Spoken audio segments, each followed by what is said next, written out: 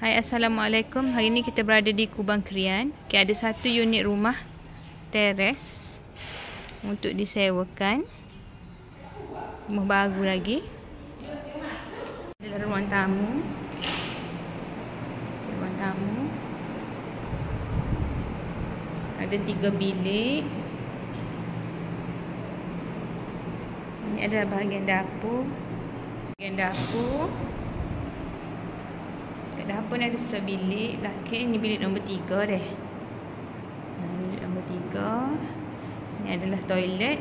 Dekat bahagian dapur, sharing toilet. Ni adalah bilik kedua. Dan bilik utama sebelah ruang tamu. Ni ruang tamu. Ni bilik utama. Master bedroom. Ada dengan toilet sekali. Okey. Nah, ni master bedroom. Toilet dia deh. Okey.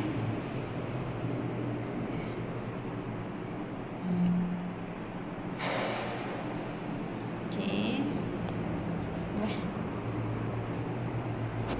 Master bedroom. Sini adalah ruang tamu. Tu ada pintu masuk. Untuk parking muat 2 butir kereta deh. Rumah baru. Okey.